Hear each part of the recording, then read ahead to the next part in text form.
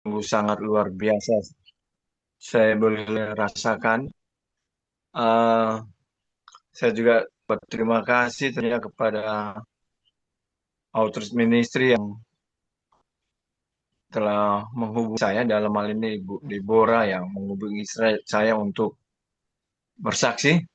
Walaupun sebenarnya saya bukan tipe orang yang pandai bicara, tapi demi kemuliaan nama Tuhan, saya ingin menyampaikan atas kebaikan Tuhan yang luar biasa yang saya boleh rasakan. Jadi sampai-sampai saat ini saya masih bisa bertahan hidup oleh karena kasih Tuhan. Jadi kalau cerita mungkin isi sudah banyak sampaikan. Cuma yang ingin sampaikan adalah bahwa semangat hidup itu selalu didengungkan di bagi orang-orang yang sakit gagal ginjal. Jadi semangat itu menjadi yang saya ingin lalu bahwa kita tidak punya semangat, ya. Kalau kata semangat itu seringkali luntur oleh karena ketika kita mengalami drop sakit yang tidak kita duga. Jadi ketika badan itu terasa sehat, terasa kuat, wah rasanya segala sesuatu itu bikin apa rasa sedap, rasa sehat. Tapi ketika ada sesuatu yang saya tidak rasakan sedap, rasa aduh badan itu sepertinya loyo. Tentunya orang-orang yang punya penyakit gagal ginjal pasti badannya loyo-loyo. Walaupun habis cuci darah ada yang kuat, ada yang habis cuci darah juga loyo. Ya, tapi hampir rata-rata kalau habis cuci darah dua-dua, ada yang kuat.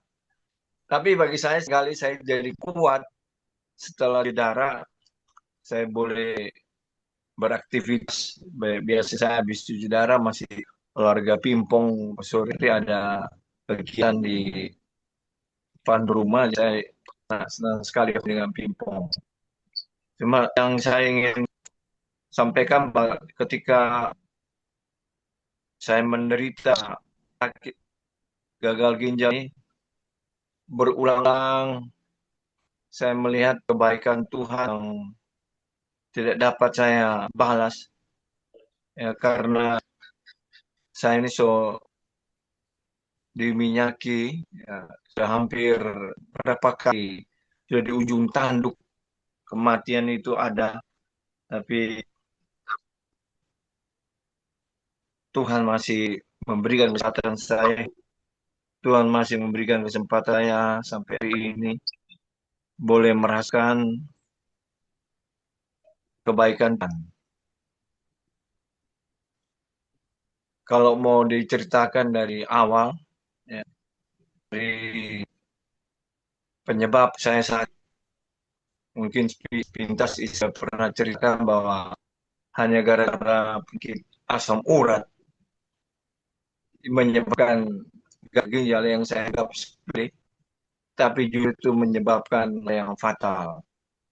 Sampai-sampai saya harus mengalami pendarahan, luka lambung, ya, luka lambung berulang-ulang, transfusi darah 11 kali, Antum. 11 11 kali, 11 kali, 11 kali dan hari itu sampai paling rendah dua.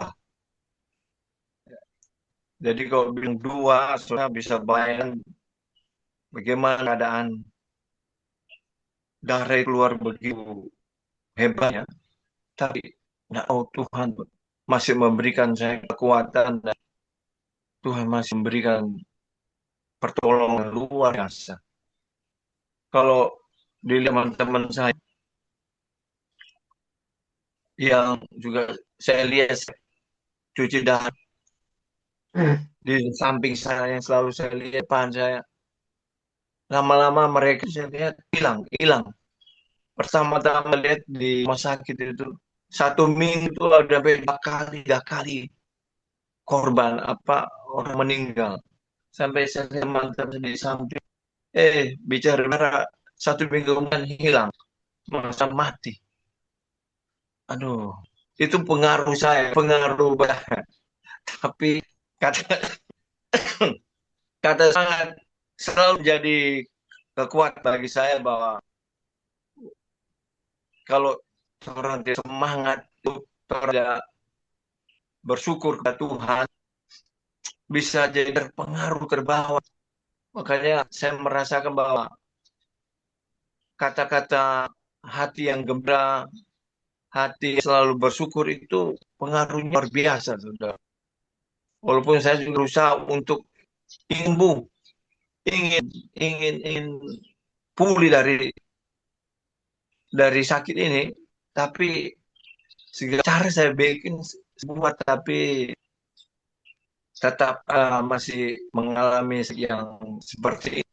Jadi kesimpulannya akhirnya saya rasakan yang penting saya syukur saya kepada Tuhan apapun yang akan terjadi kepada saya bersyukur. Sampai saya kalau saya mau sampaikan, saya adalah pasien yang selalu kalau anfal atau pasien yang gawat darat, gawat sekali mau uh, masuk rumah sakit, ketika harus masuk di ruang ICU, itu masih selalu 3 kali tidak ada ruang ICU yang saya boleh dapat karena penuh penuh. Ketika saya drop, aduh, sebenarnya lagi mau bicara apa lagi. Jadi saya selalu ingat kebaikan Tuhan itu tidak dapat saya balas.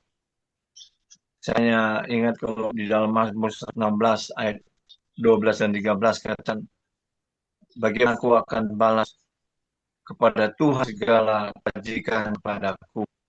Aku akan mengangkat dialah keselamatan dan akan menyerukan nama Tuhan. Jadi dalam kondisi saya yang seperti ini, saya selalu berusaha untuk menyampaikan kabar keselamatan itu kepada teman, khususnya kepada teman saya yang seiman ya. Seperti saya punya teman waktu di Papan, Pendeta Yosi. Saya pernah di Balikpapan. Jadi kali saya sampaikan kabar firman Tuhan yang disampaikan oleh Bapak Bahri itu, saya terbang ke Pendeta Yosi, Gereja Gebis di Balikpapan. Puji Tuhan, pendeta akhirnya baca-baca itu doktrin disampaikan. Dia terima kebenaran, dia terima Yesus jurusan, bahkan dia baptis. Bapak Sabar ya datang ke rumahnya pendeta Yosi Balikpapan. Saya kira kalau pendeta terima kebenaran. Jadi sampai bunyi saya, aduh, itu Roh Kudus yang selalu menyampaikan kebenaran itu kepada pendeta. Jadi saya bisanya hanya menyerukan apa yang harus saya sampaikan kebaikan Tuhan kepada saudara dan teman saya yang bukan fan.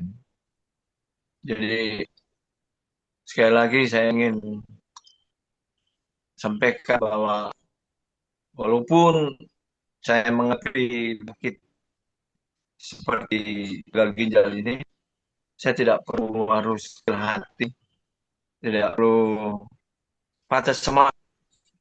Saya harus bangkit itu rasa lo itu dengan semangat. Semangat. Kemarin saya sempat jatuh juga. Jatuh. Pernah saya kepleset. Orang yang ginjal itu orang yang gagal ginjal itu risiko itu tinggi. risiko jatuh kepleset itu tinggi. Bijak. Sampai saya kepala telah terisi di kamar mandi karena ada injak, aduh, kepala cak pada dia di kepala sampai saya Ya, sipir apa-apa, tapi dokter bilang aduh hanya mesti dijahit Pak. Loh, ya namanya ginjal itu kalau tidak hati-hati, ya sudah hati pun masih jatuh apalagi kalau tidak hati. Jadi saya juga apa untung saya mengalami, ya kalau dokter bilang mengalami gagal jantung, tapi sendiri merasa dokter ini salah prognosis. Kok bisa dia bilang salah, kok bisa dia bilang salah jantung? Dia bilang, dok, masa dokter ini bicaranya saya gagal jantung? Nah, saya kalau dibilang itu saya cuma terus dokter satu bilang saya ini gagal jantung. Masih main pingpong, bilang kalau datang dokter atau memberi kontrol kedua akan keluar yang saya sampaikan. Rata-rata dokter itu hanya kawal saja. Dia ketawa, saya sampaikan, dia bilang, oh, berarti dia kalau saya sampai so tahu efek-efeknya apa yang saya sampaikan ya yaitu risiko orang yang menderita penyakit ginjal. Oh, begitu ya.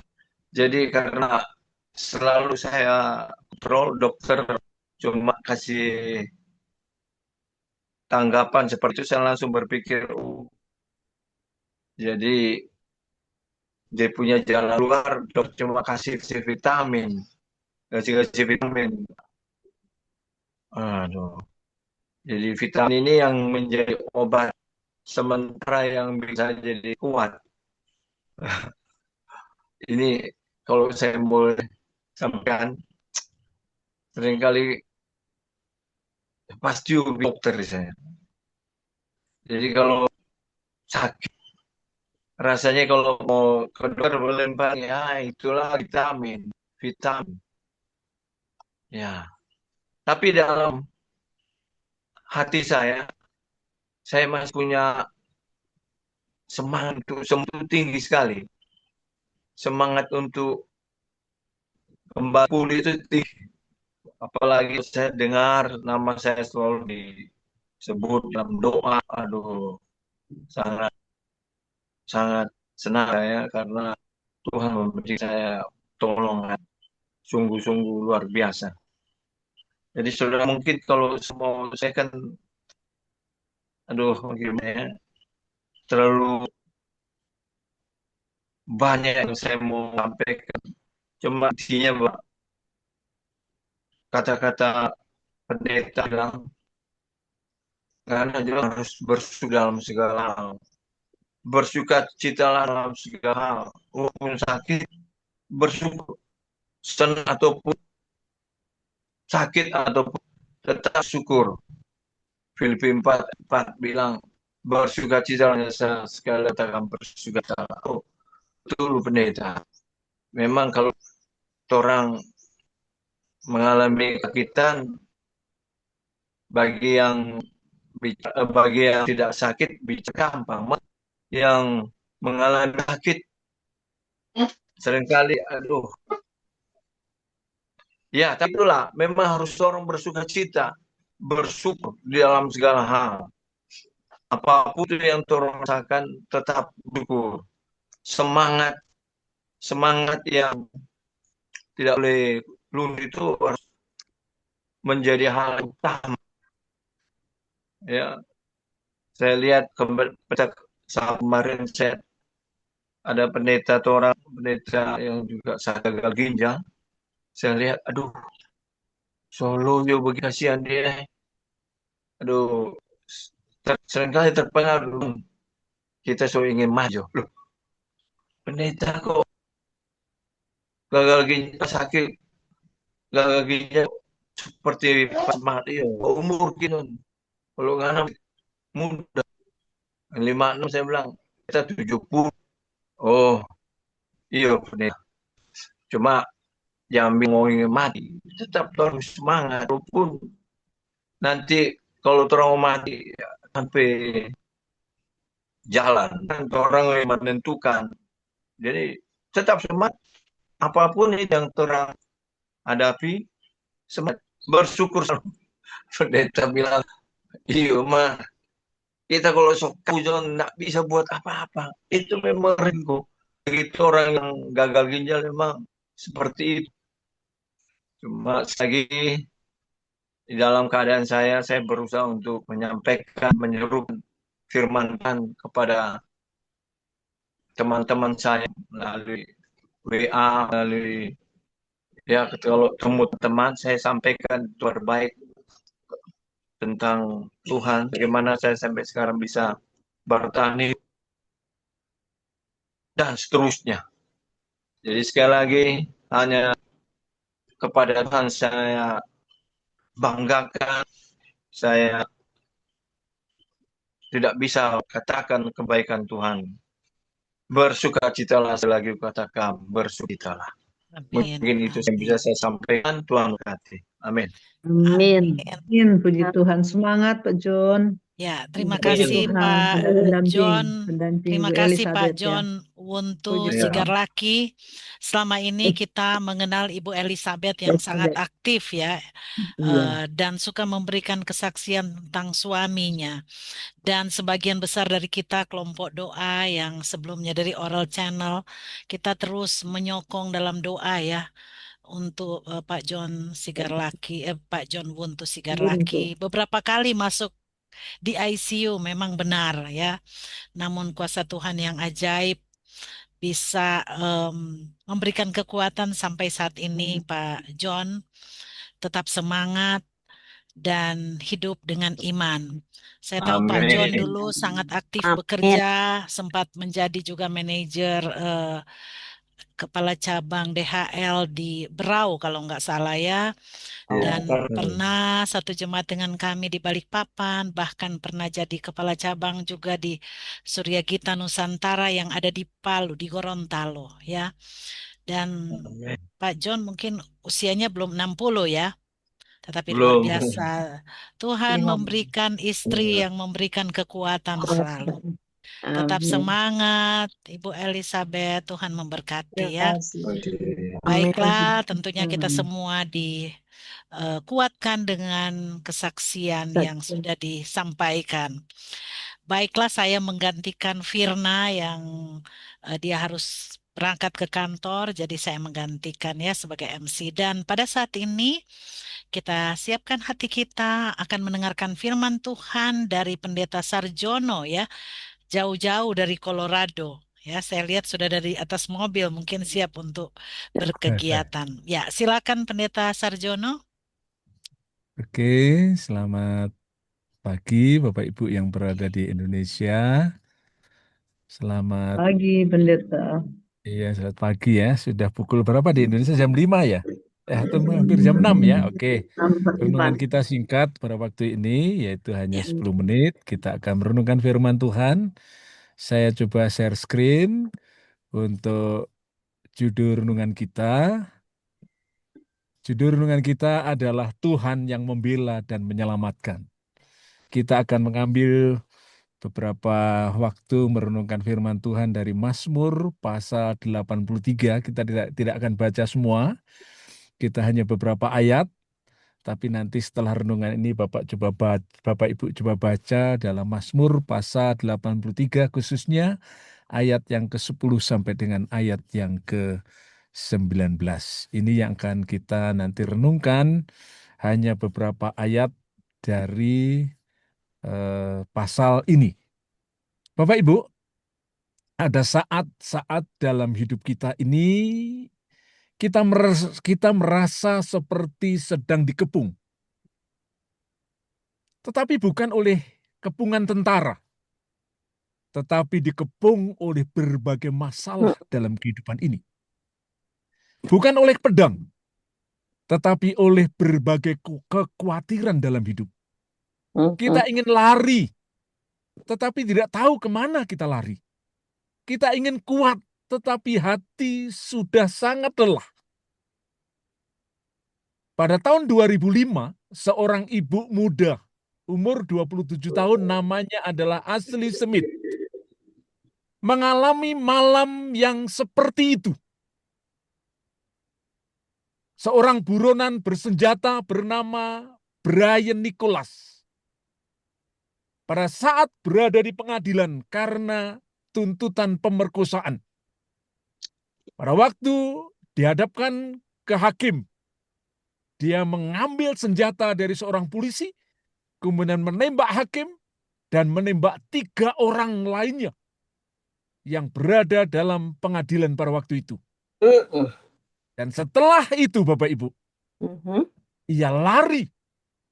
2 hari kemudian, malam hari, dia masuk ke rumah seorang bernama Ashley Smith ini. Dia masuk ke rumah, mengikat tangan Ashley Smith, menyandranya, dan ia tahu, Ashley tahu, bahwa hidupnya salah berlangkah saja, semuanya akan berakhir. Di tengah-tengah ketakutan itu,